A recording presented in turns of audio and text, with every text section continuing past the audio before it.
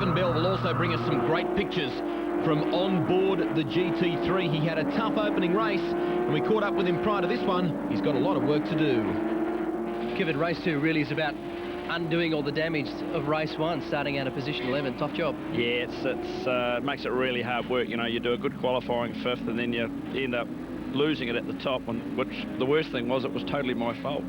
And I've got camera, so I can't lie, can I? No, you can't. Set for a start in the second race, Paul Radisich from the Better Electrical Racing team joining us, and it looks as though Paul, but Jim Richards has made another textbook start. Yeah, that was a perfect one by Jim, and no one seemed to move there, and covering the inside line, just making sure that no one can get up the inside. And once again, gentlemen, Jim's going to take a lot of stopping in this race. Well, two guys who are out after him that perhaps do stand a good chance of doing that. Tim Lay and last round winner Marcus Marshall. Look at Kevin Bell already on the attack in the background. He's trying to make up grid positions. P10. These first laps are all about trying to get tyres up to temperature and just trying to get through that first corner and sort everything out. And you know, now they can settle into the race proper. You can hear the crew telling him up to P10 already. And now hunting down the second of the VIP Pet Foods entries in the hands of Tony Quinn. Right now, the OAMS Insurance Porsche. Jimmy Richards leads the way from Tim Lay, the 27-year-old from Orange. Some dramas here. Dean Grant in the Coca-Cola Beck's entry. It looks as though he slowed suddenly, and there was some definite contact there with Greg Keane with the left front of his car, or the right front, I should say. Replay of the start now. Jonathan Webb off to the inside. Kevin Bell rockets up the inside as they work down toward turn 1. The funnel effect as everyone vies for position. Good late braking technique from Tony Quinn, who rescued the position he lost off the start line. Jeff Morgan, who was missing from the last round at Winton, went to the Nürburgring 24-hour. Back amongst the fray. There's Andrew Taplin up to 7th spot at the moment, so he's doing a terrific job. Peter Hill, after those dramas in the opening race, is back in 16th spot currently, and with a fair amount of work to do. All of the drivers have a new little innovation this weekend. The new carbon fibre cold air boxes have been introduced. Not really for horsepower gains, but Paul, it's more designed to keep the cars consistently cool, particularly here at Hidden Valley. Yeah, I mean, not only do you have the dramas of keeping the car cool, but also the nut behind the wheel, because you know, you're talking 34, 35 degrees out there, and you put another 10 on inside the car. It's pretty damn hot. Magnificent sounding boxer-style Porsche 6-cylinder engine. They're saying in this category that they get pretty much over 2,000 or 3,000 kilometres before they even have to touch the engines. You know, there's very little cost to the weekend other than your normal fuel and brake pads and dare we say, accident damage. And that's something, I guess, that we've come to expect from a Porsche, renowned for their reliability. And this one-make series has made an incredible impact in Australia since its debut at the beginning of the year. 28 entries for the next round at Queensland Raceway on the 20th of July. So that's coming up just around the corner. Marcus Marshall starting to get a little aggressive here. You can just sense he wants to get by Tim as quickly as possible. Contact.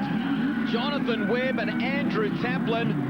Webb is the loser in that incident, but I guess we can't blame him. There was a window of opportunity there, and the youngster went for it. Doesn't look too bad. Let's listen to the radio. You okay? Yep, I'm okay. Compose yourself and get back on the circuit. Is it okay? Is the car okay? Oh, the rear wheel's hanging off. Quite the rear wheel's hanging off. Well, Jonathan Okay. talking with the team there, but it sounds as though there's some damage to the left rear. What happened, John? Well, before you get out, what happened?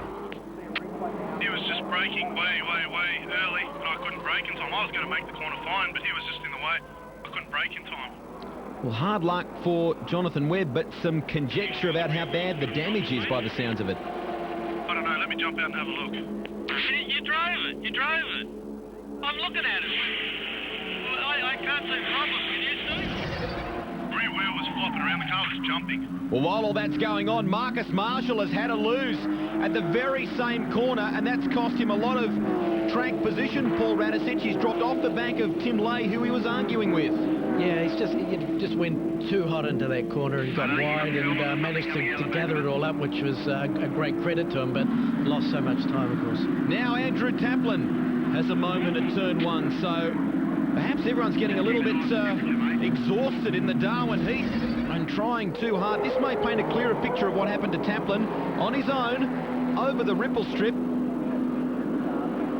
Back end, I guess, just stepping around on him. Just trying to carry too much speed around there, and perhaps there's a little bit of oil or something down on the track, because there's been quite a few cars going off there. We'll take a break on trackside. More in a moment. Welcome back to Hidden Valley in Darwin, and the temperature is escalating for one Marcus Marshall. He was well placed in championship terms coming into this round. He had a lose just prior to the break while battling with Tim Lay, and now he's in pit lane. So rotten luck for the man who's been one of the real stars of this one-make series since it commenced. A wonderful year in Formula Ford last year, Marcus Marshall, and has made a massive impact on this series since he debuted for the VIP Pet Foods team. Dean Cook in the Izod Sportswear entry. He's something of a quiet achiever. We regularly see him inside the top 10, tends to stay out of trouble and makes gradual gains as the race progresses. Peter Hill's weekend does not improve. The ex-Formula 4000 competitor who drives for the Greg Murphy Racing team. What happened here, Paul?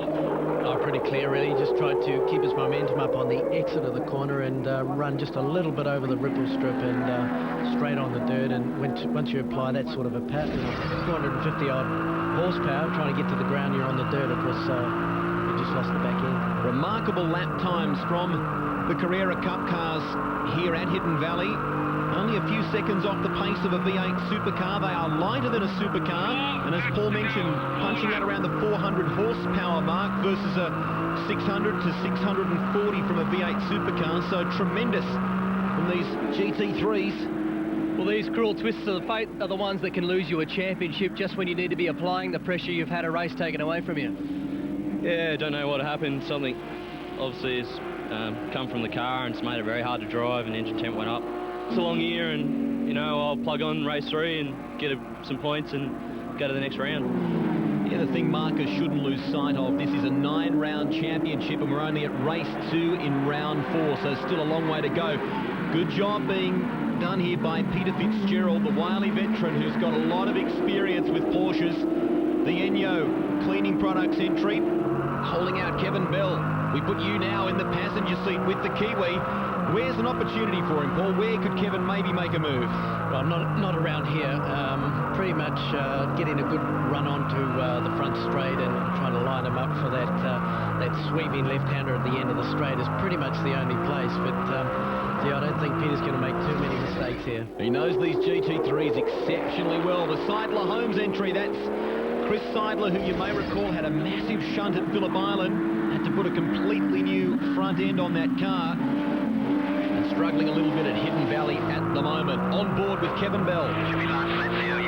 Into turn 4 could be his only possibility, but he's getting too far away there to have a shot on the brakes.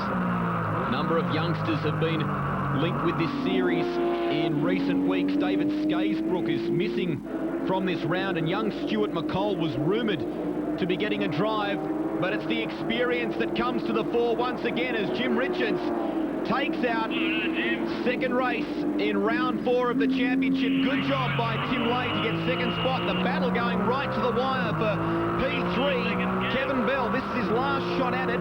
He's close, but he will not be close enough. Peter Fitzgerald banks that third spot. Look at the heat haze rising on the front straight here at Hidden Valley, and the Carrera Cup drivers have worked exceptionally hard. None harder than Jim Richards. Nice, clean drive. Well, I've only been here once before, and I loved it then. And I think also with the Porsche being on the Michelin control tyre, it works very, very well in hot weather. So even at the end of the race, the car's going as fast as it is at the start of the race, and that's good. How crucial will the start be for race 3? No, start is always crucial, because whoever gets in front then controls the way and where you can drive on the track. So if Tim got in front, or Fitzy or Marcus or whoever it might be, if they're in front of you, then sometimes you can't use the line you want to use because they're in the way. So Whoever gets to the front more than often will win.